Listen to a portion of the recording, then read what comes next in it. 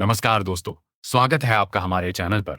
आज हम शुरू कर रहे हैं हिंदी साहित्य की एक अमर कृति, मुंशी प्रेमचंद का उपन्यास गोदान। गोदान, जिसका अर्थ है गाय का दान।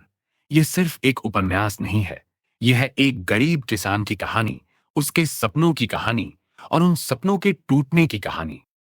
यह उपन्यास एक 936 में लिखा गया था, लेकिन इसकी बातें आज भी उतनी ही सच लगती हैं।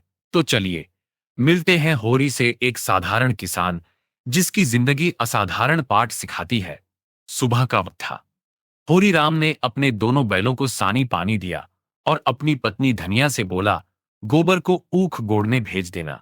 मुझे नहीं पता कब लौटूंगा, जरा मेरी लाठी दे दे। धनिया के दोनों हाथ उस वक्त गोबर से सने हुए थे। वह उपले पात कर आई थी। उसने कहा, अरे कुछ खा पी तो लो पहले, इतनी जल्दी क्या है।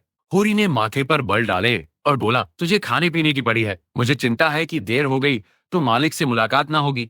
जब वो पूजा पाठ में बैठ जाएंगे तो घंटों निकल जाएंगे। धनिया ने कहा, इसीलिए कह रही हूं, पहले कुछ खा लो, और अगर आज नहीं जाओगे तो क्या नुकसान होगा, परसों ही तो गए थे। होरी थोड़ा झुंझला गया। तू जो बात नहीं समझती उसमें टांग मत अड़ा, मेरी लाठी दे और अपना काम देख। फिर थोड़ी नरमी से बोला, यही मिलते जुलते रहने का फायदा है कि अब तक जान बची है। गांव में इतने लोग हैं, किस पर बेदखली नहीं आई, किस पर कुड़की नहीं आई। जब दूसरे के पांवों तले गर्दन दबी हो तो उन पांवों को सहलाने में ही भलाई है। धनिया इतनी समझदार नहीं थी, या शायद उसकी समझ अलग थी। उसका मन कहता था, हमने जमींदार के खेत जोते हैं तो वो अपना लगान लेगा ही, उसकी खुशामद क्यों करें। लेकिन 20 साल की गृहस्थी ने उसे एक कड़वा सच सिखाया था, चाहे कितनी भी कंजूसी करो, चाहे पेट काटो, एक एक पैसा दांत से पकड़ो, फिर भी लगान पूरा होना मुश्किल है। फिर भी वह हार नहीं मानती थी, और इसी बात पर दोनों में रोज झगड़ा होता था। धनिया के 6 बच्चे हुए थे, अब 3 ही बचे थे। एक बेटा गोबर, कोई 16 साल का, और 2 बेटियां, सोना 12 साल की और रूपा 8 साल की। 3 बेटे बचपन में ही चले गए। उसका मन आज भी कहता था, अगर उनका इलाज हो पाता तो वो बच जाते, लेकिन एक ढेले की दवाई भी नहीं मंगवा सकी थी वो। धनिया की उम्र ही कितनी थी, 36 साल, लेकिन सारे बाल सफेद हो गए थे, चेहरे पर झुर्रियां आ गई थी, आंखों से कम दिखने लगा था। पेट की चिंता ने जवानी पहले ही खींच ली थी। आखिरकार हार कर धनिया ने होरी की लाठी, मिर्जई, जूते, पगड़ी और तमाकू का बटुआ लाकर सामने रख दिए। होरी ने उसे देखकर आंखें तरेरी और बोला, क्या ससुराल जाना है जो 5 पोशाक लाई हो? वहां भी तो कोई जवान साली सलहज नहीं बैठी है जिसे जाकर दिखाऊं। झुर्रियों से भरे उस गहरे सामने चेहरे पर एक मुस्कान आई।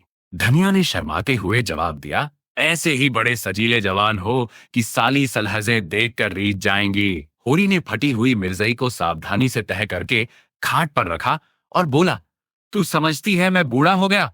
अभी 40 भी नहीं हुए, मर्द 60 पर पाठे होते हैं। धनिया ने कहा, जाकर आईने में मुंह देखो, तुम जैसे मर्द 60 पर पाठे नहीं होते। दूध घी तो मिलता नहीं, पाठे होंगे। तुम्हारी हालत देख देखकर मैं और सूखती जाती हूं। ये बुढ़ापा कैसे कटेगा? किसके दरवाजे पर भीख मांगेंगे? होरी की वो क्षणिक मुस्कान मानो झुलस गई।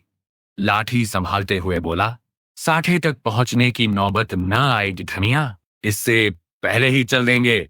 धनिया ने झल्लाकर कहा, अच्छा रहो, ऐसी अशुभ बात मुंह से मत निकालो, कोई अच्छी बात कहो तो लगते हो कोसने।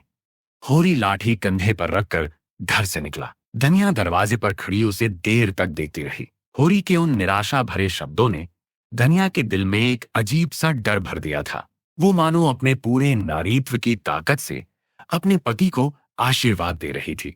इस गरीबी के गहरे समंदर में सोहाग ही एक तिनका था, जिसे पकड़े वो जी रही थी। तो दोस्तों, ये था गोदान का पहला अध्याय। होरी और धनिया, 2 इंसान जो गरीबी में भी एक दूसरे का सहारा है, जिनके सपने छोटे हैं लेकिन दिल बड़ा है। अगले अध्याय में हम देखेंगे कि होरी के मन में एक ख्वाब है, एक गाय का। क्या वो सपना पूरा होगा? लाइक करें, सब्सक्राइब करें और बेल आइकॉन दबाना न भूलें। मिलते हैं अगले अध्याय में। नमस्कार।